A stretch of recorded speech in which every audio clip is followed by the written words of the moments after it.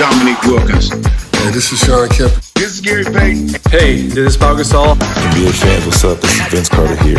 Hey, what's up? This is Matt Barnes. If you're an old school NBA fan like I am, make sure you check out the Basketball Time Machine with my man Sean David. Hey guys, how's it going? Welcome back to the Basketball Time Machine. My name is Sean David. Let's talk some old school NBA basketball. Now, as you know, I cover NBA legends talking about other NBA players for, quite some time. And I always do my best to find some players that haven't been, we haven't seen like a compilation of many players talking about them. And I'm pretty happy that I found enough clips to give you an episode about NBA legends talking about Rasheed Wallace. But before we start with that, let me ask you guys for a small favor. Please subscribe to the channel and like the video if you enjoy the content. All right, you guys, let's get right into it.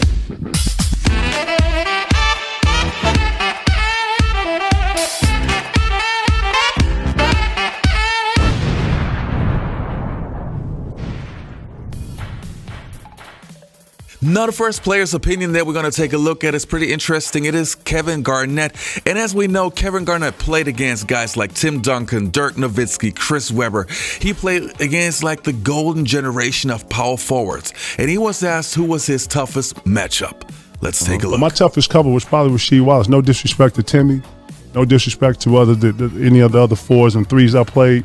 But Rasheed Wallace was never talked real shit to me. But he was just hard. He was long, could never get a shot. He would put arc on the ball, shot a three, would never put the ball on the floor. I would always, get up in and make him, put the ball there. He would never do that. Like, he was just a tough cover for me. So, throughout these years, man, you don't ever get anything easy. Right. You know what I'm saying? Everybody's coming with their best, and you getting everybody's best. And the next clip that we're going to take a look at involved Andre Iguodala, who basically just retired, so congratulations to your retirement. But he made a claim a year ago that kind of made some noise in the NBA community. Let's take a look. That 1 year? Pistons that 1 year, but Rasheed Wallace. Awesome player. Mm-hmm. Rasheed Wallace. Yep. Probably could have been top 5 player in the league for a 10-year stretch. He just chose I'll do my thing over here. Right. He was shooting threes from half court. No, he was shooting half court shots, left-handed and right-handed. Yeah. If Rasheed Wallace played in modern day basketball today, if he played in our league today, he'll be the top 5 player in the league. I don't think he'd be better than Giannis, and I love Giannis. Since Rasheed came, it was game over. I mean, it was nothing that you can do. And I can remember throwing the ball to him in the post, and I cut off of him, and he passed me the ball, and I laid it up. And at the time, in my opinion, I think Rasheed, top 3 power forward in the game at that time. Coming off Sheed, you can't blitz. You can't trap. Because if you do that, Sheed gonna make your ass pay. You know what I'm saying? But, Sheed was a guy that forced the double team for us, right? We needed somebody to force the double team. So when I threw the ball into him and I cut off him, he gave me the ball back. I'm like, shit, like, you can score on this dude anytime. Next play, I come down, I throw it to him again. He said, Rip, do the same shit, man. Run off of me again. Boom, he gives it to me again. And right then and there, I said to myself, oh, bro, we're going to win a championship. Rasheed Wallace in today's NBA would probably be better than Giannis. Why Giannis? I mean, they don't even have the same game. Oh, yeah, very different. Height. I think it has a lot to do with the height there. Okay. Same. If you think about Rasheed's body and Giannis' body, if you take away Giannis' cuts, it's Rasheed's body, But here's the thing. Unless you watch Rasheed or play against Rasheed, you don't know how good Rasheed was. If you go back and look at our 2005 championship, I've watched it. Rasheed was cooking me, he was cooking Tim, and all of a sudden they go away from him. These teams, when we were in Portland against the Lakers, he was cooking us. They go away from him. These teams that had all had Rasheed, and they didn't. If I'd have been coaching Rasheed would have been my Shaq. He'd have had 50 touches a game. Rasheed was so fucking good, and I say this to this day. Out of everybody that had to guard, Rasheed will always be in the top 3 of the hardest and toughest people I had to guard. And Rasheed was shooting threes. His left hand was nice. His right hand was nice. He had post game. He had an outside game.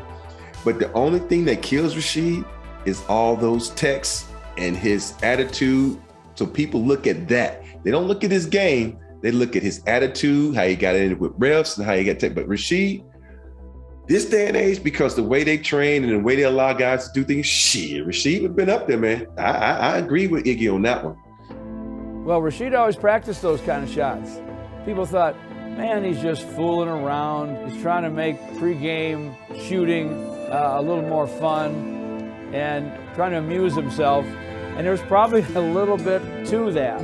But you practice those shots enough, sooner or later you're going to get better at them. That's just the art of some of the trick shots, you know, some of the things that we do as Pistons, you know. We would watch him in practice. He would stand at the top of the key, okay, top of the key, not free throw line, not top of the key, with a ball in each hand. Throw the two balls simultaneously, they'd go in. The whole key with that is you got to shoot one ball higher than the other. So I usually shoot, with me being right-handed, I shoot the right-handed ball a little bit higher than the lefty. Try just to focus on it, try to do that. Try, first of all, to take one in each hand and get them both there, let alone both of them going in. And he could do that. And this kind of trick shots he did all the time. Lastly, Perk, Andre Iguodala. He went on the Dan Le Batard show and he said the following, quote, if Rasheed Wallace played in the modern day basketball, if he played in modern day basketball today, a little redundant, if he played in our league today, he'd be the top 5 player in the league. He'd be better than Giannis, and I love Giannis. Perk, are we chopping it or dropping it?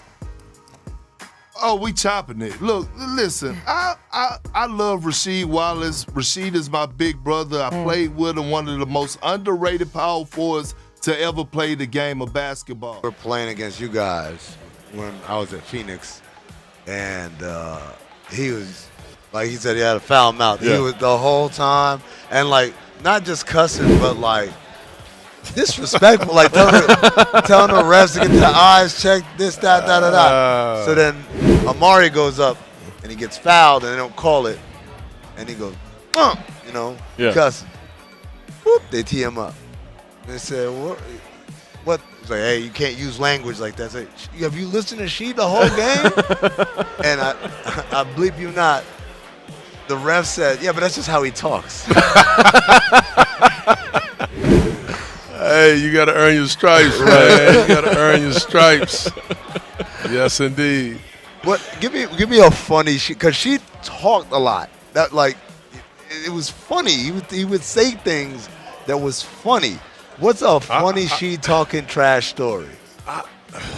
It's too many, but I will tell. I tell you this: she, a lot of times, unless the game was really big or it meant something, he a lot of times just out there. And so the one thing that would make she really mad, and then after he gets mad, you can throw it to him and he can score on anybody, was him getting a tech. So one night. It was so funny. I forgot the ref. I forgot who was playing. He was talking crazy. It was, you know how he talks to the refs? Yeah. He talking crazy. But he also is not engaged in the game. Right. So I went to the ref. I said, hey, listen, man. You can't let him talk to you like that. Hey, listen, man. Come on. You got to put an end to this, man. Boom. Calls a tech on him, right? Yeah. He go crazy. Next 5 times I dropped it to him. He go about 4 for 5. I looked at the ref. I said, I appreciate you. That's leadership. That's real leadership right there. True story, man. It's unbelievable. We laugh so good about it. Because he's always been with other good players. When he was on that Portland team, I think they had Scottie Pippen, they had Steve Smith, they had all these other players. He wasn't a focal point. Every team he's been on, he hasn't been a focal. In Detroit, think about it. On that Detroit team, he was an all-star. You had Chauncey, you had Rip. He didn't really get the touches. And the thing that people don't talk also about, Rasheed, great team player. You can't find a teammate out there that would say one bad thing about Rasheed. And if you ever got this chance to meet him, coolest motherfucking dude you ever want to meet. So nice, so genuine, great guy. So, to me, Rasheed Wallace was always one of the guys that I really liked. But on the other hand, I always thought that he underperformed, because if you saw his skill set and the way that he could play, you always thought that this guy had superstar potential. But also, it always seemed like he was more focused in getting technical fouls. So I don't want to say that he underperformed in his career because that's a pretty harsh thing to say, but I think he had so much more potential. Anyway, still he was a guy that I really enjoyed, especially when he came into the NBA playing for North Carolina, joined the Bullets, and you could see that this guy was something special. And of course, I loved his days with the Portland Trailblazers. I mean, who didn't love that team? Anyway, you guys, post in the comments below, what do you think of Rasheed Wallace? Let me know, and hopefully I'll see you guys next time on the Basketball Time Machine.